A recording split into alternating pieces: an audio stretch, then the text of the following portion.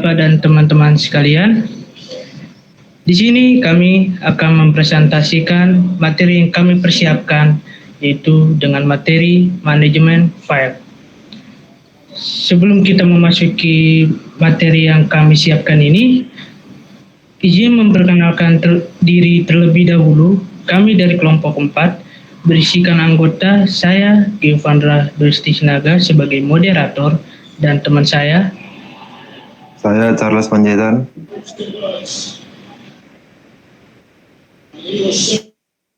Saya Novi Sinaga.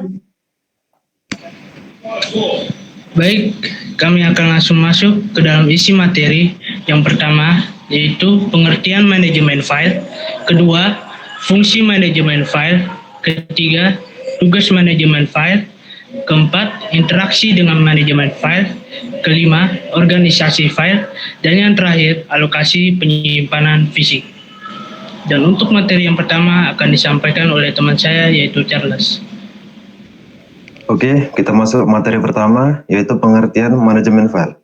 Manajemen file adalah serangkaian proses yang mencakup penyusunan, pengaturan, serta pemeliharaan file atau data agar terstruktur dan dapat diakses dengan efisien. Manajemen file bertujuan untuk meminimalkan duplikasi data dan menjaga integritas informasi. Manajemen file melibatkan perorganisasian file dengan cara yang memungkinkan pengguna untuk menemukan, menggunakan, dan menyimpan data secara efektif. Hal ini mencakup penggunaan perangkat lunak, sistem penyimpanan, serta prosedur untuk mengatur file. Efisiensi dari file manager, yang disebut juga dengan sistem manajemen file, adalah perangkat lunak yang bertanggung jawab untuk membuat, menghapus, memodifikasi, dan mengendalikan akses ke file, serta untuk mengelola sumber daya yang digunakan oleh file. Yang kedua, kita masuk ke fungsi manajemen file. Manajemen file memiliki beberapa fungsi utama yang bertujuan untuk mengoptimalkan penyimpanan, pengaturan, dan akses data dalam sistem komputer atau organisasi. Berikut adalah fungsi-fungsi utama manajemen file. Yang pertama, yaitu pengorganisasian data. Yang kedua, penyimpanan dan pengambilan data. Yang ketiga, keamanan data. Yang keempat, pencegahan duplikasi data. Yang kelima, pemeliharaan integrasi data. Yang keenam, pemulihan data. Ketujuh, kontrol akses. Dan yang terakhir, efisiensi penggunaan ruang penyimpanan.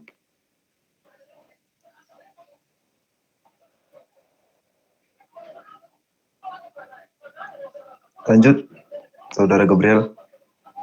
Oke, masuk ke materi yang ketiga, yaitu tentang tugas manajemen file. Manajemen file memiliki beberapa tugas. Di antaranya, yang pertama yaitu pengorganisasian file, yang kedua penamaan file, yang ketiga backup dan recovery, yang keempat keamanan file, kelima penghapusan file, keenam pemulihan file, ketujuh sinkronisasi file, dan ke-8 pengaturan versi atau version control. Materi selanjutnya yaitu tentang interaksi dengan manajemen file. Interaksi dengan manajemen file mencakup berbagai kegiatan pengguna atau sistem dalam mengakses, mengelola, dan memelihara file pada perangkat komputer atau sistem jaringan. Berikut adalah beberapa contoh interaksi yang umum yang terjadi dalam manajemen file. Yang pertama, membuat file folder. Yang ketiga, mengubah nama atau rename. Yang ketiga, menghapus file dan folder. Yang keempat, memindahkan atau menyalin file. Yang kelima, mengakses dan membuka file. Keenam, menyesuaikan dengan hak akses. Yang ketujuh, mengarsipkan dan menyimpan file. Yang kedelapan, backup dan sinkronisasi. Yang kesembilan, mengelola versi file. Yang kesepuluh, mencari file. Dan yang terakhir ialah mengamankan file.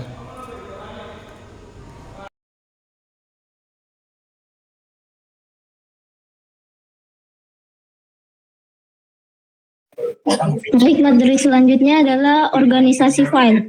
Merujuk pada metode atau cara menyusun dan mengelola file dalam suatu sistem untuk memastikan akses, pencarian, dan penggunaan data yang efisien.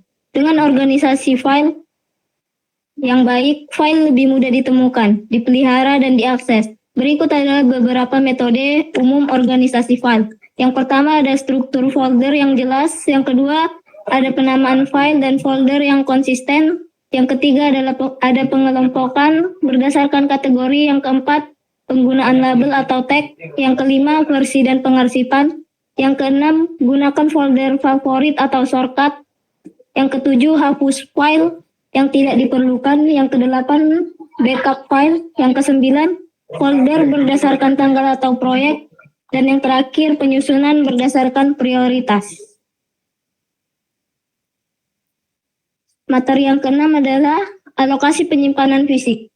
Alokasi penyimpanan fisik adalah pengaturan kapasitas penyimpanan data pada perangkat keras fisik seperti hard drive, SSD, atau server fisik untuk memastikan efisiensi dan efektivitas dalam penyimpanan dan akses data.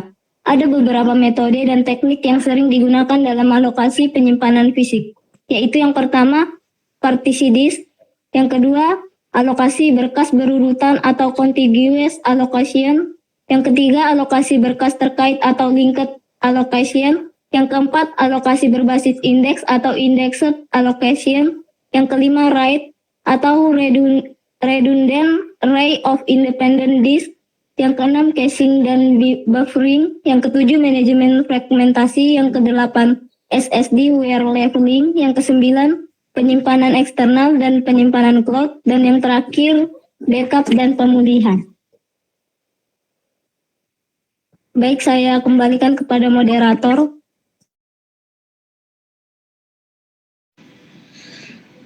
Baik, setelah melihat materi yang kami persiapkan pada hari ini, jadi kami mengambil kesimpulan bahwa manajemen file merupakan elemen krusial dalam sistem operasi yang memastikan penyimpanan, pengelolaan, serta akses file dilakukan secara efisien dan aman. Fungsi utama manajemen file meliputi pengorganisasian, penyimpanan, pengambilan, serta keamanan data untuk menghindari duplikasi dan menjaga integritas informasi. Dalam prosesnya, manajemen file juga mencakup pemulihan data, pengaturan hak akses, serta optimalisasi ruang penyimpanan melalui teknik seperti backup dan sinkronisasi file. Dengan pemahaman yang baik tentang manajemen file, pengguna dapat memanfaatkan komputer dan sistem jaringan secara lebih efektif, memastikan efisiensi dan produktivitas dalam pengelolaan data. Terima kasih atas perhatiannya. Mohon maaf jika bila ada kata yang kurang atau kata yang salah. Kami pamit undur diri. Terima kasih semuanya.